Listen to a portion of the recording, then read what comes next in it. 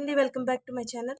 ఈ వీడియోలో 8th class chapter 6లో 6.4 ఎక్సర్సైజ్లో ఫస్ట్ బిట్ కంప్లీట్ అయింది. లాస్ట్ వీడియోలో సెకండ్ బిట్ చూద్దాం. క్రింది సంఖ్యల వర్గమూలంలోని అంకెల సంఖ్యను కనుగొనండి అన్నారు. ఈ అంకెల ఇచ్చిన వర్గమూలంలోని అంకెల సంఖ్యను కనుక్కోమన్నారు. అంటే ఇది వర్గం చేస్తే 8² = 64 అయింది కదా. అంటే ఇక్కడ అంకె ఎంత అవుతుంది? 1 అవుతుంది. గణన చేయకుండానే, ఏ విధమైన గణన చేయకుండానే అన్నారు. సో ఏ విధంగా చేయాలో ఒకసారి చూద్దాం. పేజ్ నెంబర్ 207లో మనకి ఇక్కడ ఆలోచించండి, చర్చించి రాయండి అన్నారు. అంటే ఒక పరిపూర్ణ వర్గంలో n అంకెలు ఉంటే దాని వర్గమూలంలో n సరి సంఖ్య అయితే n/2 అంకెలు, n బేస్ సంఖ్య అయితే n+1/2 అంకెలు ఉంటాయి. దీన్ని బేస్ చేసుకుని మనం ఆ ప్రాబ్లమ్స్ చేయడం జరుగుతుంది. ఫస్ట్ది 64 తీసుకున్నాం. 64లో సంఖ్య అంటే ఈ క్రింది సంఖ్యలు వర్గమూలంలో అంకెల సంఖ్యని కనుగొనమన్నారు.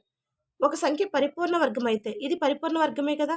పరిపూర్ణ వర్గం అయితే n అంకెలుంటే, ఇందులో n అంకెలుంటే దాని వర్గమూలంలో n సరి సంఖ్య అయితే n/2 అంకెలు, n బేస్ సంఖ్య అయితే n+1/2 అంకెలు ఉంటాయి. సో ఇది మనకి సరి సంఖ్య. సరి సంఖ్య అంటే 64 అంటే ఇక్కడ 2 నెంబర్స్ ఉన్నాయి. ఇది సరి సంఖ్య.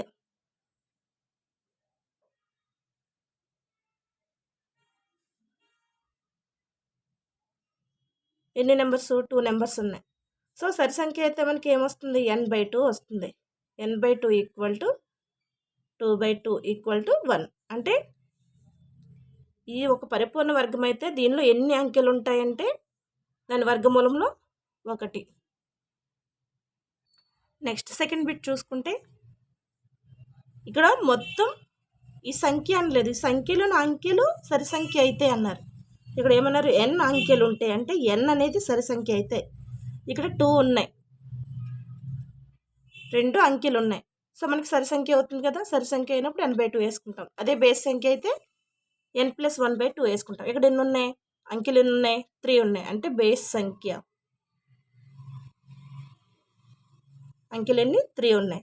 3 ఉన్నప్పుడు ఏం వేస్తాం? n+1/2 వేసుకుంటాం. 3+1/2 = 4/2. ఇది ఇందులో 2 టైమ్స్ క్యాన్సిల్ అవుతుంది, 2. అంటే దీని యొక్క వర్గమూలంలో ఉండే సంఖ్యలన్నీ 2. అంటే స్క్వేర్ రూట్ ఆఫ్ 144 = 12 కదా. ఇవి 2 అంకెలే కదా. అదేవిధంగా స్క్వేర్ రూట్ ఆఫ్ 64 = 8. ఇది 1. ఆ విధంగా మనం ఫైండ్ అవుట్ చేసుకుంటాం.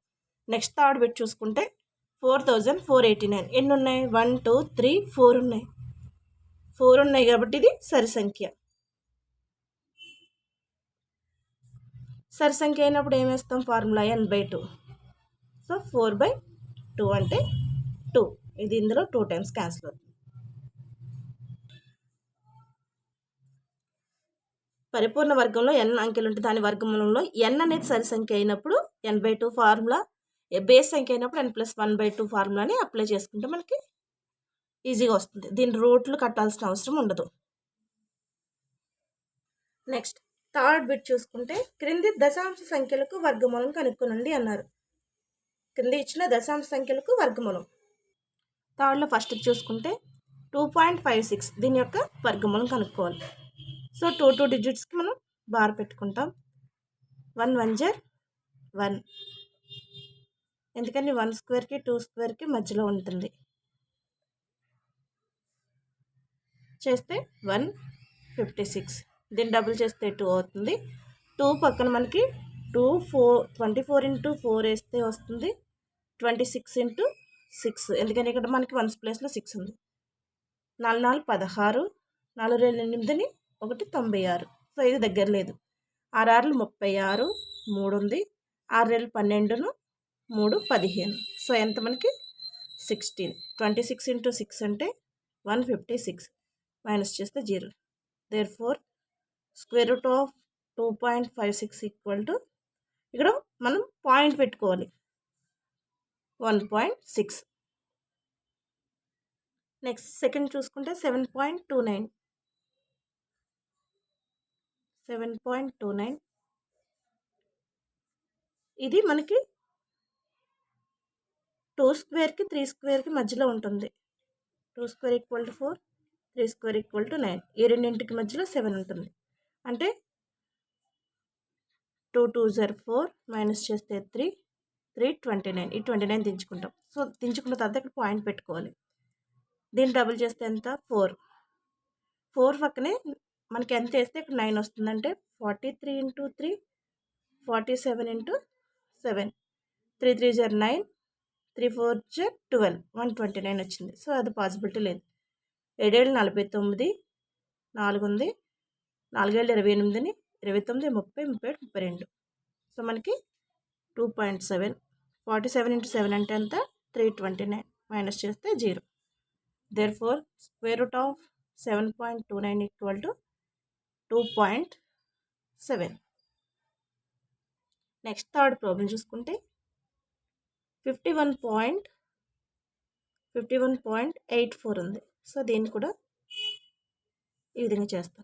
ఇది 51 ఉంది. 51 అంటే 6 6 జర్ 7 7 జర్ 7 square equal to 49 8 square equal to 64. ఈ రెండింటికి మధ్యలో మనకి 51 అనేది ఉంటుంది.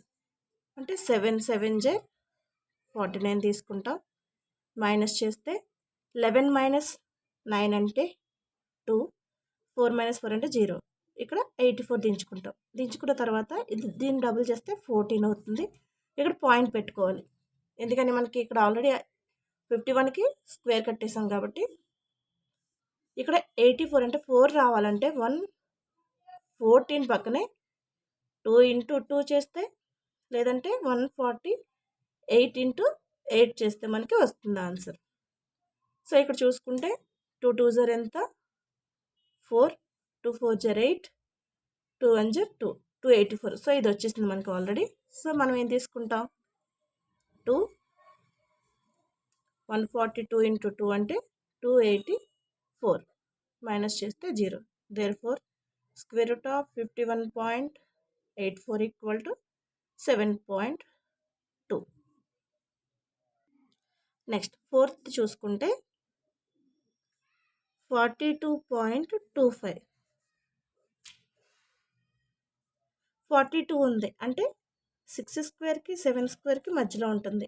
36 49 ఈ రెండింటి మధ్యలో 42 ఉంటుంది కాబట్టి 6 తీసుకుంటాం. 6 6 జర్ ఎంత 36 మైనస్ చేస్తే 12 మైనస్ 6 అంటే 6 3 మైనస్ 3 అంటే 0. ఇప్పుడు 25 దించుకుంటాం. దించుకున్న తర్వాత ఇక్కడ మనకి పాయింట్ ఉంది. పాయింట్ పెట్టుకుంటాం. 6 డబుల్ చేస్తే ఎంత 12 పక్కన మనకి ఎంత వేస్తే ఇక్కడ వస్తుందంటే 5 వస్తుంది. 5 వేసుకుంటే వస్తుంది. సో 5 తప్ప దీని యొక్క వర్గమూలం స్క్వేర్లో ఇంక ఏది రాదు. 5 5 జర్ 25 2 ఉంది 5 2 జర్ 10 ప్లస్ 2 12 5 1 జర్ 5 ప్లస్ 1 6 625 అంటే 6.5 125 ఇంటూ 5 అంటే 625. సో దీన్ని మైనస్ చేస్తే 0. Therefore square root of 42.25 equal to 6.5. Next 31.6 fifth problem 31.36 31 ఉంది అంటే 5 square equal to 25 6 square equal to 36. ఈ రెండింటి మధ్యలో 31 ఉంటుంది కాబట్టి మనకి 5 తీసుకుంటాం. 5 5 జర్ 25 మైనస్ చేస్తే 11 మైనస్ 5 అంటే 6 2 మైనస్ 2 అంటే 0. ఈ 36ని దించుకుంటాం. సో ఇక్కడ పాయింట్ పెట్టుకోవాలి. దీన్ని డబుల్ చేస్తే 10 అవుతుంది. మనకి 10 పక్కన ఎంత వేస్తే ఇక్కడ 6 వస్తుందో చూసుకోవాలి. 6 రావాలంటే ఛాన్సెస్ 104 ఇంటూ 4 106 ఇంటూ 6 ఈ రెండింటికి ఛాన్స్ ఉంది. సో ఇది చూసుకుంటే 4 4 16 ఒకటి ఉంది 4 0 సార్ 0 ప్లస్ 1 అంటే 1 4 1 జర్ 4 4 1 6 వచ్చింది. సో ఇది కాదు. 6 6 36 6 వేసుకున్నాం 3 ఉంది 6 0 0 ప్లస్ 3 అంటే 3 1 6. సో ఎంత మనకి 5.6. ఇక్కడ 106 ఇంటూ 6 అంటే 636 ఎంత వచ్చింది square. Therefore square root of 31.36 equal to 5.6. So ఇక్కడితో థర్డ్ బిట్కి సంబంధించిన ప్రాబ్లమ్స్ అనేది కంప్లీట్ అయింది. దశాంశ స్థానంలో ఇస్తే దశాంశ సంఖ్య ఇస్తే మనకి వర్గమూలం అనేది ఈ విధంగా ఫైండ్ అవుట్ చేస్తాం.